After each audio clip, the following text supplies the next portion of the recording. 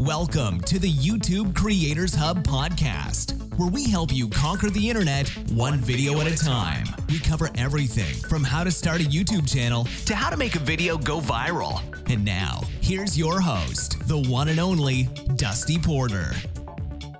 Hello, everyone, and welcome to episode 342 of the YouTube Creators Hub podcast, where we help you either start, grow, or monetize your YouTube channel.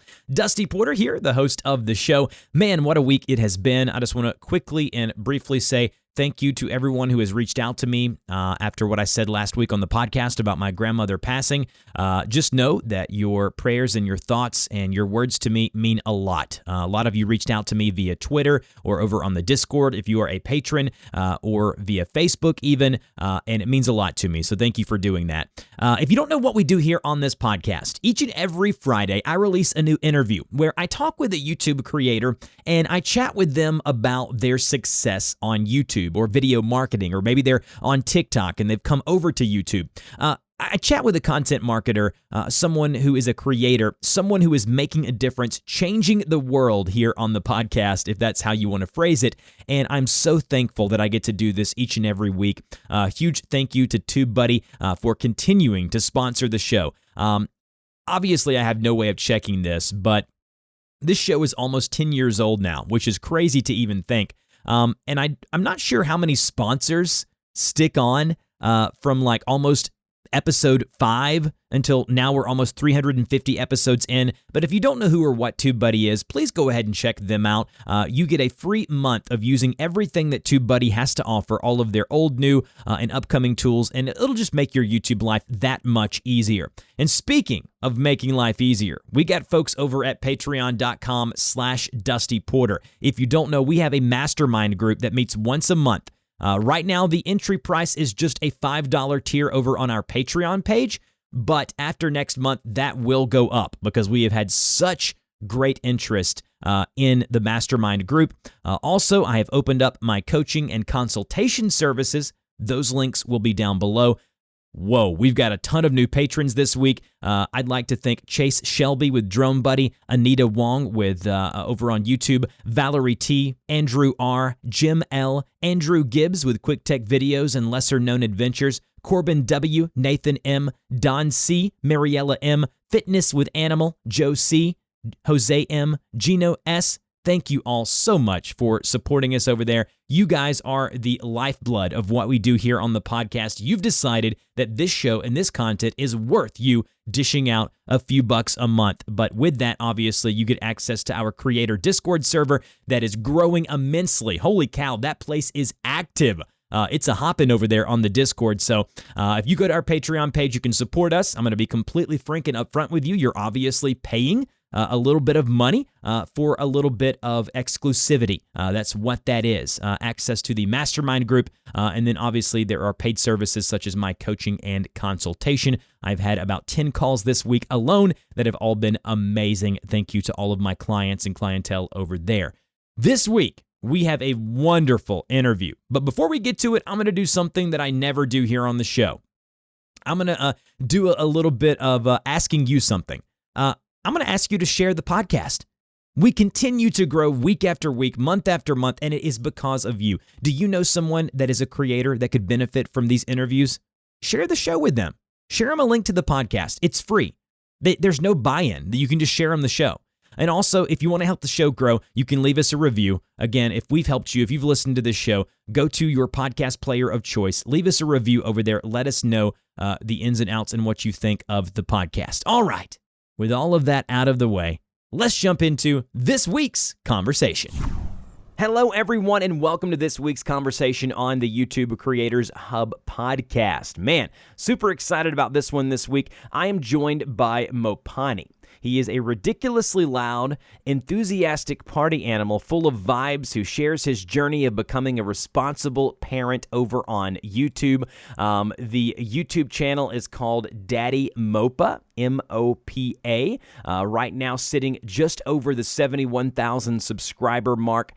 They also have a very, very successful TikTok community, and I'll let him definitely discuss that as we continue to chat here on the interview. But Mopa, how are you doing today? I'm doing fantastic. I'm so excited, and it's an honor to be on here having listened to you for a few months. Thank you Uh, so much for having I me. tell you, I am just excited to talk with you about your channel and what you have going on. So just go ahead and give us the rundown. Like, how did all of this start? Like, how did the YouTube channel start? And give us the whole story behind that. Okay, I'll try to keep this as brief as possible. No, go ahead. Tell us the whole thing. Yeah, well, I started off in the public speaking sector. So I did public speaking after I went through some troubles and challenges.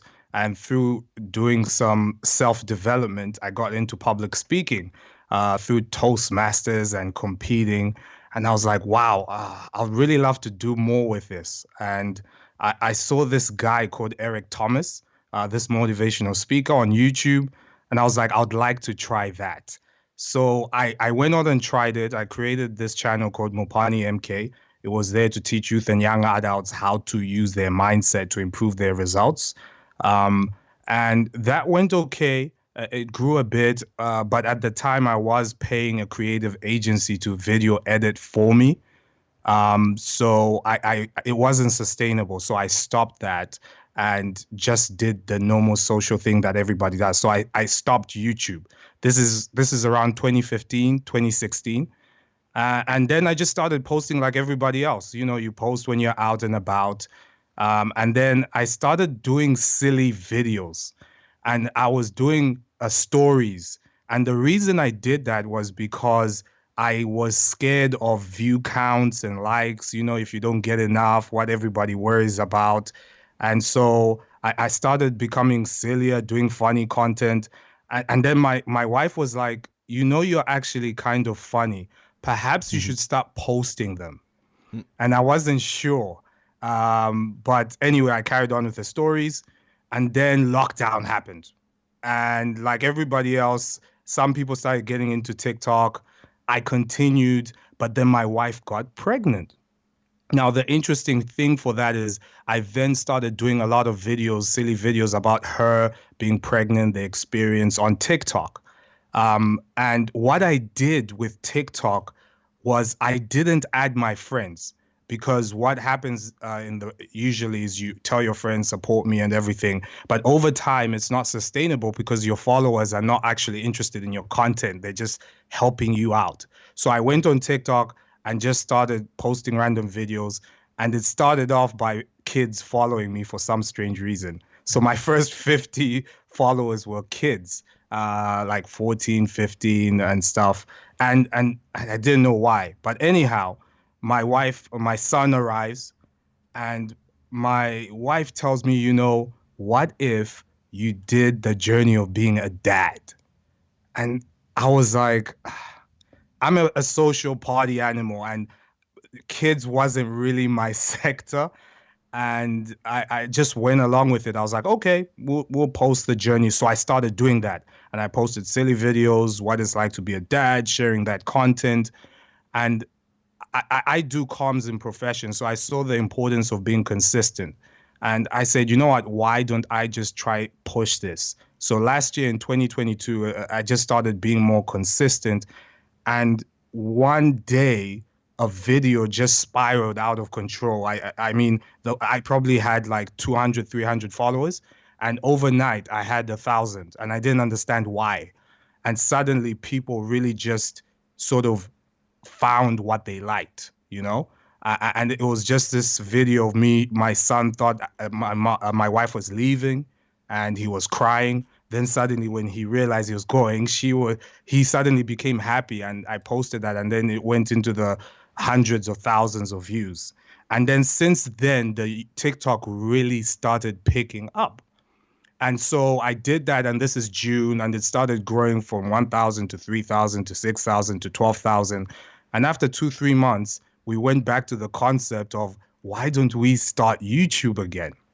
Now, where that was interesting was I didn't want to go back to YouTube, because if you see my previous channel, it looks very slick and professional. And I thought I wasn't good enough to do it again because the quality wouldn't match what the creative agency did. But because this time the audience gave me the confidence to say, oh, there are people who like my content, we posted on YouTube again. And this is where it then grows from June, July. We had 3 subscribers, my old channel, my personal channel, and my wife's channel. I posted 1 video, and then it went to 7 subscribers in a day. And I was like, wow, that's technically double. And then I posted another one the next day, and then it went to 13. And from 13, it went to 20. I was like, this is actually growing rapidly if you look at the stats properly. And so that's where it kicked off. That's where I started. And here I am today. That was last year, July. And somehow we're at 70,000, which is pretty amazing. I love it. I watched a bunch of your videos before we hopped on the call, and you are funny. You have a great presence on camera, and it's so cool to hear how you pivoted from kind of the original thought of what you might want to do as far as content creation, and then your wife told you, hey, why don't we create content about you being a dad? And the channel itself just looks so good, so clean. You know, your channel profile image is a cartoon kind of animated image of yourself and your son on kind of on your strapped to your chest there. And then you got a picture of your beautiful family in your channel banner. It's just everything's so clean. I love what you've done with it, and you've grown a really, really nice community. And so kind of talk about briefly, just for the next minute or so, about the type of content that you do produce now on the DaddyMopa YouTube channel. And then we're going to kind of transition into more of the technical side of things.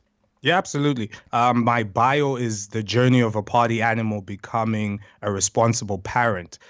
So it's a combination of sharing this crazy guy who happens to be a dad and his experience of what it means to be a dad. We wanted to share the sides of being a parent that people don't see. Mm-hmm. So most of the time when someone has a baby, they post a beautiful picture, which we love, but it's always happy, it's always clean, everything looks so perfect. And I said, let's show behind the scenes. And that's what we're about.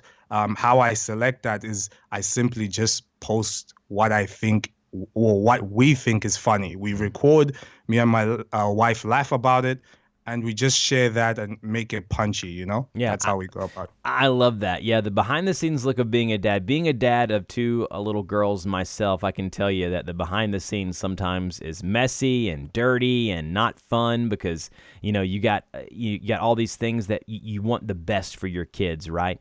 And I love being a dad to me. That's why I think I resonated with your channel so much, because being a dad to me is the best, the coolest thing that I've ever been able to do. And for me, you know, going from, like you said, you know, when you're single and then you get married, or, you know, you get together with your partner and you guys, you have kids, and then that next phase of your life is just so, you think in the days that it's going by so slow, but when you look at the years and how by they go by, it's going by so fast. And to see you capture that and add humor to that, to me, is just the perfect combination of what content should be. It should be real, it should be transparent, and you're doing such a great job with that. Now, let's talk about, Thank you. You know, you grew a very popular following over on TikTok, so when you kind of came back over to YouTube, you do a lot of YouTube Shorts. So talk about the difference in YouTube Shorts and then just the regularly kind of long-form uploaded videos, and kind of how you balance what you upload and when. Okay, that's interesting, because I'm originally, I would say, I don't even know what originally I am, because I did YouTube first. But with this content, I did Shorts. And so as the TikTok was growing, I saw that YouTube had a feature called Shorts, and I didn't understand what that was. And so when we started posting, I had to actually learn the definition, which is anything that's longer than 60 seconds and below. And so our majority of our content are shorts. That's what we do. And if you look at our views, we might average between, 3.5 million to 5 million a month on YouTube. But probably 100 to 200,000 of that are from the longer form videos, which ironically still gets more of the finances. But anyway, that's we can talk about that later. And so that's how I structure it. And so we started off just doing a lot of punchy shorts, 20, 30 seconds. But what we saw or was the videos that got a lot of traffic started to become 40 seconds. And we saw that people's attention span with our videos went from 12 seconds to 30 seconds, from 30 seconds to 50 seconds. And then people would comment and say, we want to see longer stuff. And so I'm actually in transition of producing longer things. So I started off by every 7 days, I'll post maybe 5 to 7 videos that were shorts, and then I would post 2 longer form videos twice a week. But then I increased that with feedback from our YouTube audience to probably 3 or 4 a week. But just do bear in mind when I say longer form, our longer form is probably 1 to 3 minutes averagely, not 8 to 10 minutes at the moment.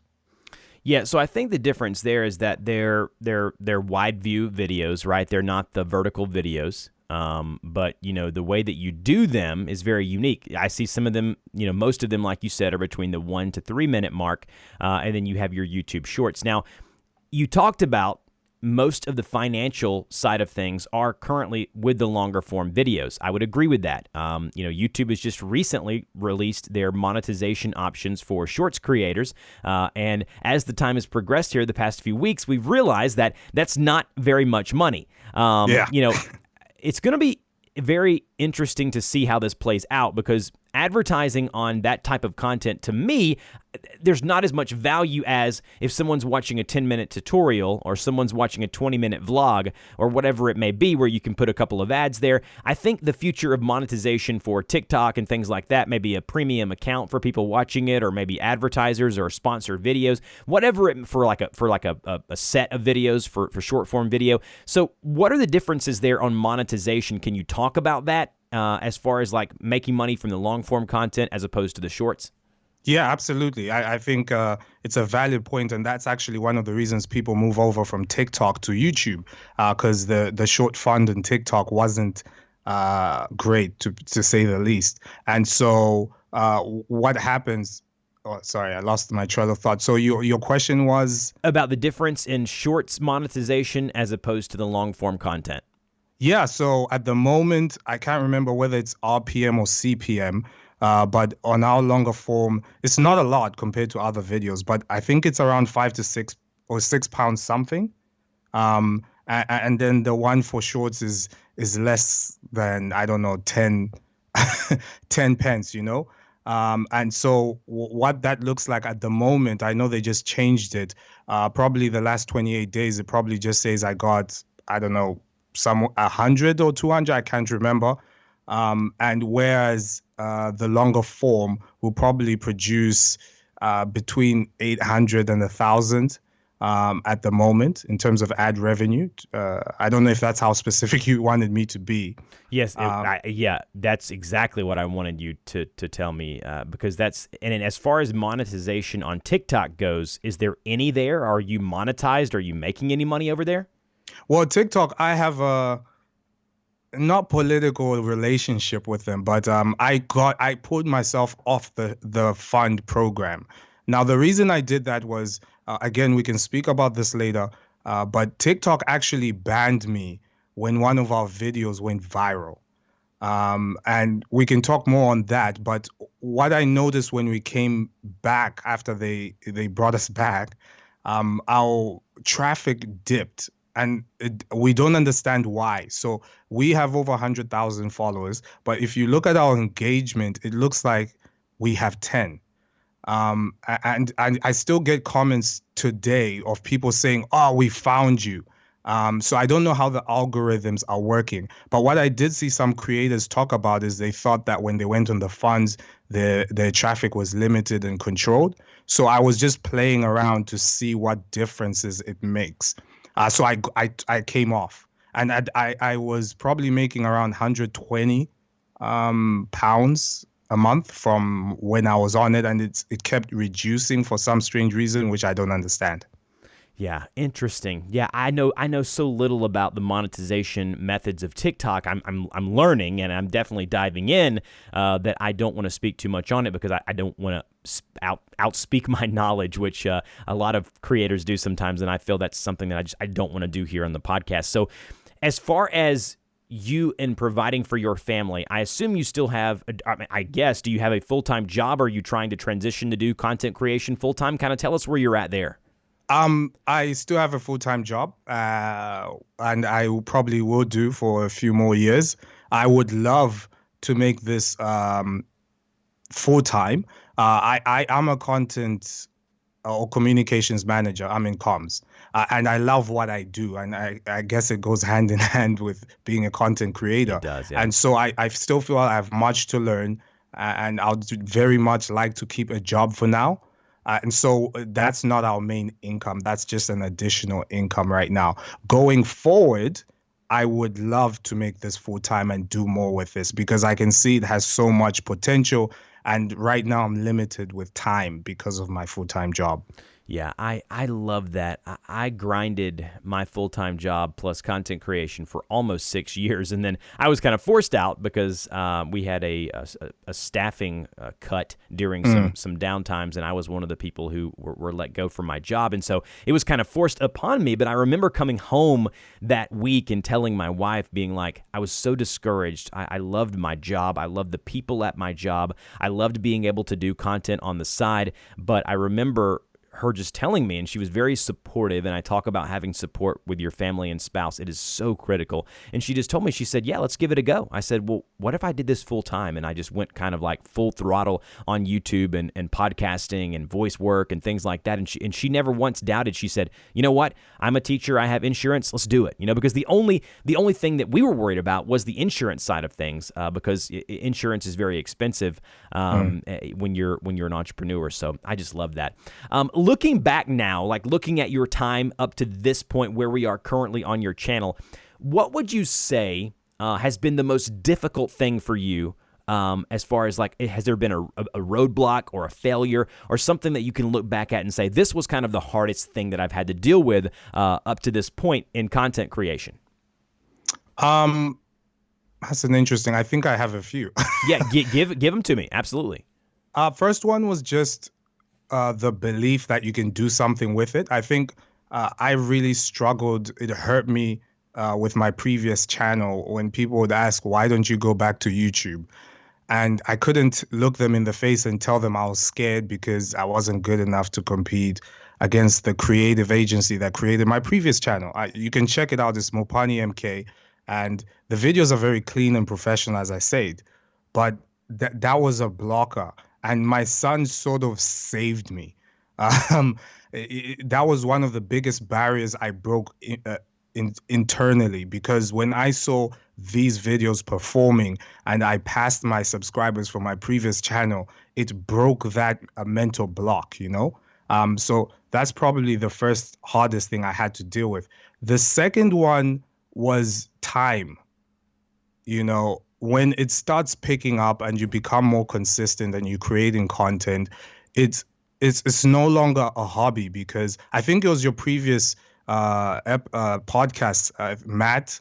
I think he said about if you treat it like a hobby, you get paid like a hobby or something like that. True. Yes. Yeah, and I wanted to take it seriously because it was growing. And that social media can be like that. One day it's just a hobby. Next thing, people are like, okay, we love your content. Go, keep going. And so managing that on a daily basis, creating content, keeping consistent, looking at the numbers and seeing when you didn't perform, what you're going to do about it. And then managing being a dad. That was the hardest thing. And it needed my wife to be supportive, to say, okay, I'm going to let you edit some videos and I'm going to do bath time, or I'm going to cook, or, that sort of side of things that people don't see. So, and still ongoing.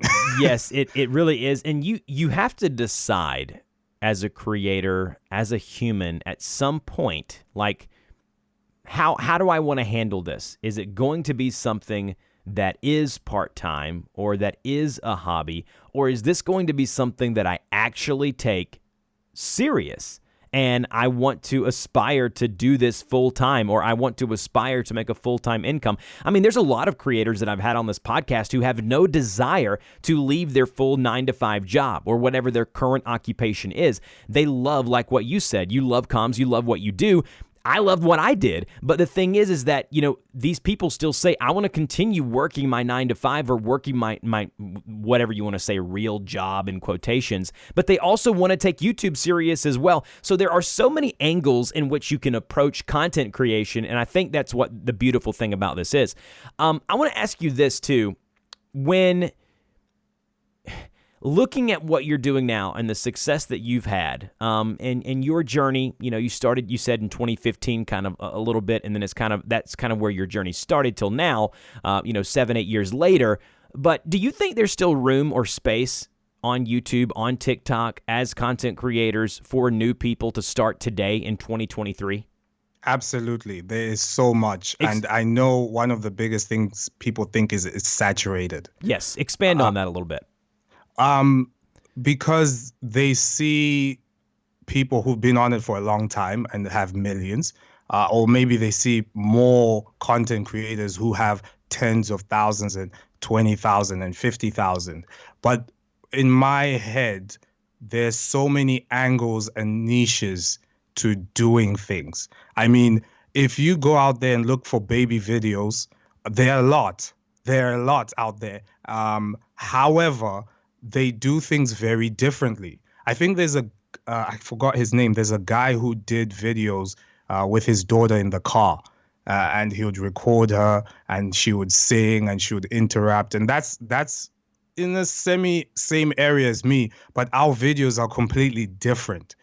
And so I would challenge people to explore what they do, who they are, how they like to do things, and just play around with that. So I feel that there's plenty of opportunity, but also the fact that YouTube just went ahead and invested or prioritized shorts more than they did in the past shows that it's still growing, and so and having said that, not to put down YouTube, you never know what the future brings or what new app or I think YouTube will be around for a long time, but TikTok came in the picture and YouTube said, okay, we're going to also enter that market and add that to YouTube. But Shorts didn't exist, So I would challenge that and have hope. I don't know what more I could say. No, but I think there's opportunity. Definitely. That's perfect. And I agree with you wholeheartedly. There's never been a better time than today. Now, if you wait another day, that's just you putting it off. And it really is as simple as what we talk about here about just starting. We had our first mastermind group a couple of weeks ago now within kind of our YouTube Creators Hub community. And a lot of the conversation was around just trying to start something or really get not necessarily motivated, but become consistent. And most of the time when I talk or coach with people, I look at their channel and they say, well, why aren't I growing? It's primarily because you're not doing anything. I mean, you're not either uploading or you haven't started, whatever it may be, right? You're very inconsistent or you're haphazardly doing it. And understanding that it does take effort. It does take time if you want to succeed. Like, you can't just slap something on YouTube and expect to grow. It really does take some effort on your end. You talked about time management being one of the things that you struggle with most, being a father, being a partner, being a content creator, having a full-time job. Have you put any systems in place, or how have you tried? I know you're still a work in progress, as it is with all of us. It'll never be perfect. But have you put any systems in place to help you with that side of things? I looked at when our videos or when the most traffic is best time to post, and I dedicate specific times in the day that I know this is when I can look at the videos and edit. Now, because I do shorts, the editing is not as complex as some YouTubers who do longer form videos. However, I think it's a mentality change. So, for example, a lot of us or all of us look at our phones a lot. We look at our phones, whether it's the news or social media or watch random videos. And it was a mental shift to say, rather than me watching random videos or just browsing, I'm going to do my YouTube. So when I'm on the train, instead of me looking at WhatsApp or anything, I'm doing my YouTube. Instead of me looking at, that time we spend, I had to cut it down and say, rather than just browse, I'm going to be doing my YouTube. And that was a mental shift. But it's a sacrifice. because it means I lose time. And going from someone who used to look at all my friends, all their stories, see what they're doing, and now I don't. So I think that's the best system I can answer you to say that's a system I change. My mental block in saying, rather than doing random social things, I'm doing YouTube. Yeah, it's so funny too, because we often hear people say, 99% of people say, I just don't have the time. But how much time are they spending on TikTok, watching and consuming? How much time are they spending watching Netflix? How much time are they spending on their hobby when they keep telling me, I don't have time, I don't have the headspace to do this? Well, if you don't, then just don't do it. But but at least look at your life and what you're saying. And those times when you are doing those things that, they're not really very productive, there's nothing coming from them other than you consuming, maybe it's time to do a little less consuming and a little more creating if you really want to take it. There's nothing wrong with watching YouTube. There's nothing wrong with watching TikTok, obviously. But you want to understand that maybe you have a little more time than you actually think that you do. I want to ask you this too, kind of getting into the conclusion of this interview. What is next for you? Like, what are you guys looking to do short term and long term for the channel? Our biggest aim this year, first, and there's two things actually. No, three things, but I'll keep it brief. The first thing is to keep things going. I did a community post on YouTube and I asked everybody, thank you very much for supporting us. What would you like to see more of? And majority of our audience said more of the same, which is an amazing place to be. But we did get feedback on additional things we could do. And the biggest feedback out of that minor feedback was longer form content. So we want to do more of the same, but branch out more into longer form content. Maybe we'll get some horizontal videos there, more vlogs of us traveling. So that's the first thing. The second thing is more collaborations and sponsorships. Last year, we had smaller brands asking us to do stuff, but the challenge was it wasn't always aligned to what we do. And me being a dad and this being family content, it's great to advertise an app or a platform or a service, but if it has nothing to do with my daily life, my audience may pick that up. And I heard you talk about that as well. And so we made it a point to say, no, sorry, this doesn't align with what we want to do.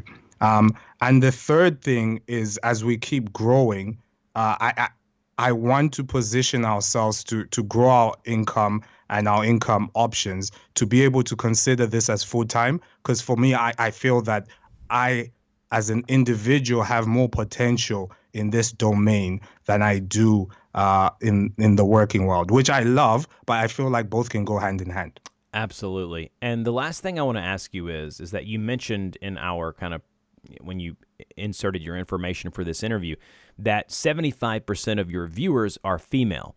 I guess a two-part question would be, one, why do you think that is? I think I know the answer to that. And number two, how do you take that information and that data and use it to better create content for those people? How do I take it? I welcome it. Ironically, majority of my close friends are actually female.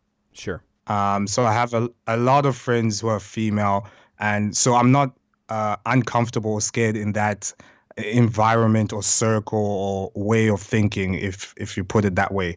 The second thing is, it was a challenge in terms of how do I take that data and use it, because when I had people wanting to collaborate or for us to share or promote their platforms or services, I tried it and I saw no engagement.